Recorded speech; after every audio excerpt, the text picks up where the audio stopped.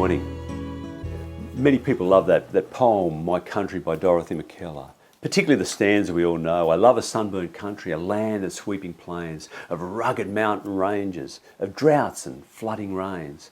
I love her broad horizon, I love her jewel sea, her beauty and her terror, the wide brown land for me. The poem as a whole is a celebration of this unique and diverse and wondrous land, filled with wild and rugged beauty and wonder.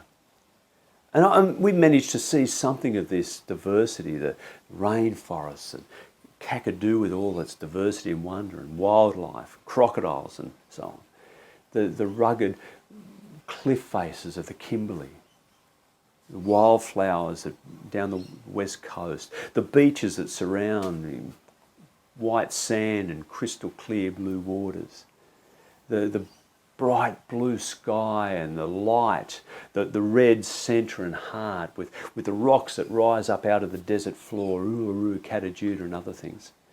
For the bushland and rivers and streams and creeks and wildlife of strange animals, kangaroos and wallabies and emus and koala and all the rest. The birds and the reptiles, the trees in their unique colours and wonder, the plants and bushes and flowers. It's a beautiful, beautiful place and so much beauty and wonder. And then there's the people, the ancient people, the most ancient culture in the indigenous people, the Aboriginal people of this land, filled with wisdom and how to live well in this land, wisdom we don't take seriously.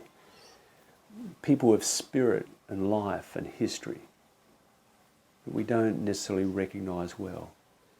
And then the second peoples, all the others of this land that come from every place on earth to bring colour and life and cuisine and culture and diversity. This multicultural mixed pot of modern day Australia. A wonderful place.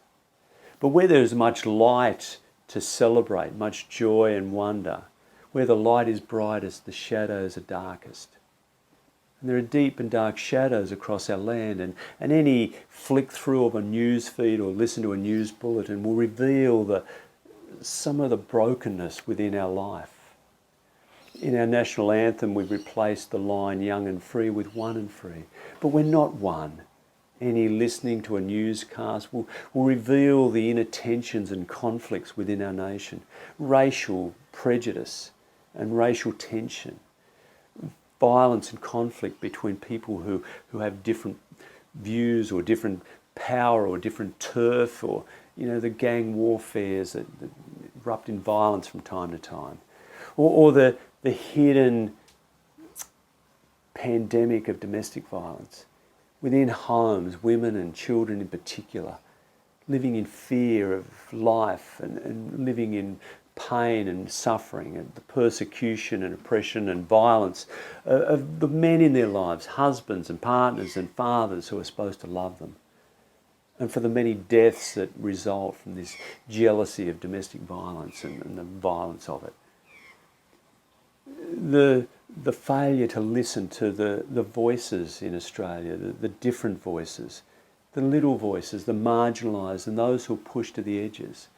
Our failure in the voice referendum a year or so back, to not just the referendum itself, but the conversation around it. Our failure to listen with understanding to the Indigenous peoples of this land, who are not one voice but many, with many broad experiences of pain and sadness of the cultural genocide, the loss of language and culture and wisdom.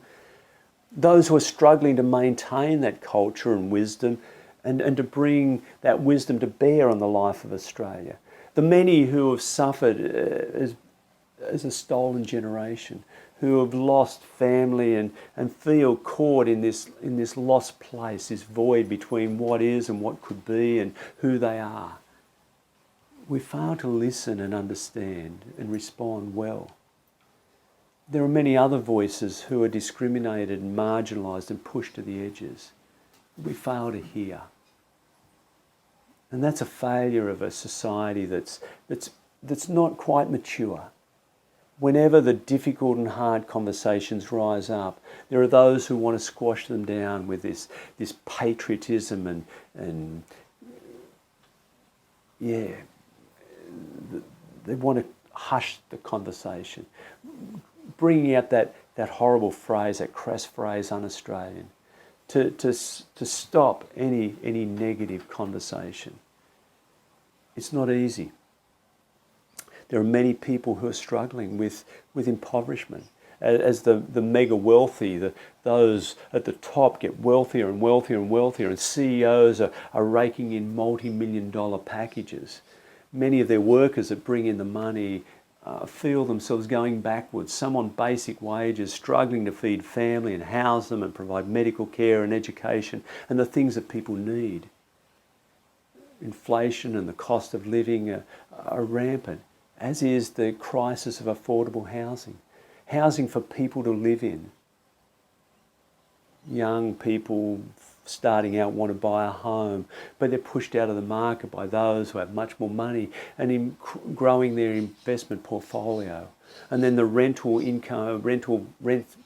rise, and it creates a difficult way for people to live. Many live in cars and they're homeless, pushed to the edges. There are many difficult stories in our land. And we need to hear them. We need to hear the voices of those who are on the margins, those who are struggling. And this week, in Luke's story of Jesus, a story we get every 3 years at this time, Jesus is brought by the Spirit back into Galilee. And he preaches and proclaims, and people gather around him, and his popularity grows, and he goes back to his hometown. And they're filled with this Spirit of God, a common phrase in Luke's story. He goes into the synagogue on the Sabbath day, and the servant there hands him the scroll, and he unrolls it to Isaiah 61. And he reads, "The Spirit of the Lord is upon me. He has anointed me to bring good news to the poor, release of captives, recovery of sight to the blind, and freedom for the oppressed, and to announce the day of the Lord." He carefully rolls it up, hands it back, sits down and begins to preach. Today, these scriptures are fulfilled in your presence. And the people are amazed. They are the first words of this adult Jesus in Luke's story. And it's his mission statement, to bring good news to the poor. The impoverished and poor of his culture were not just those who didn't have enough money. There was that. But there were people, gender, women who were and orphans who didn't have a male in their life, were on the fringes and outcasts, marginalised, struggled. Those who were sick, chronically ill or mentally ill, were pushed to the margins. Those who were uneducated or couldn't understand the law and broke it. Those who were different. Those who were excluded by the powerful. Those who were poor and indebted and became more and more indebted by the craftiness of the wealthy. And when they couldn't pay their debts, were put in prison simply for trying to feed and house their family. All of these are the people, the struggling people, the 95% of the people who struggled. And Jesus' words were for them, good news for the poor, release of the captives, those who are captive, held captive by life, by society, by culture.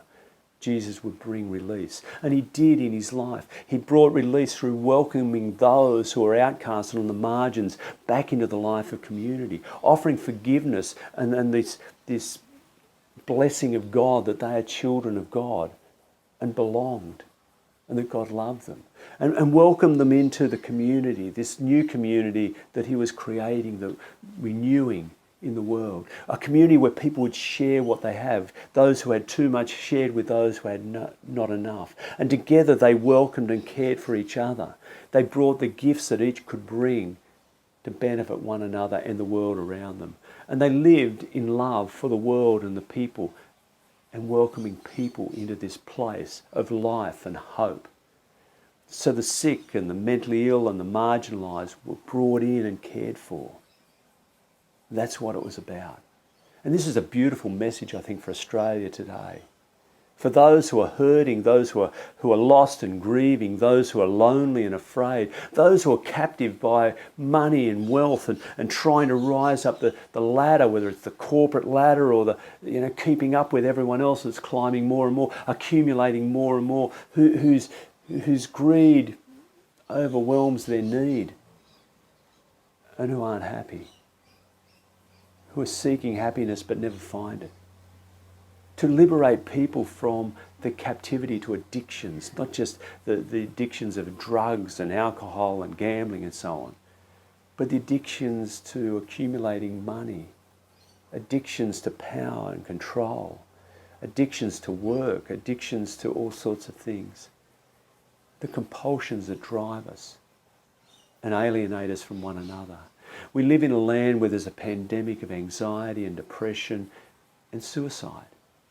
This existential alienation where people are alienated from themselves and from one another and from life itself and from God. And Jesus' words speak into this. Good news. You are beloved and you belong. And you don't need all that stuff to belong. You don't need all that stuff to be free and happy. You only need so much to live.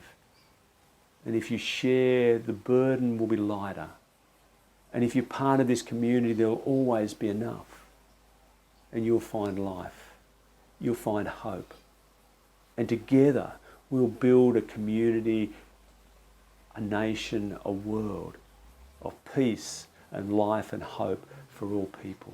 That was the vision, and that's what he did in particular ways, reaching out to individual people and families and groups and bringing them in, embracing them into God's love and offering them a new way together. This is the vision. This is the vision that I think Australia needs, where we will be one and free.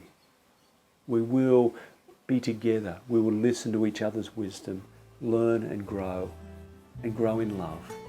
The love and grace of God.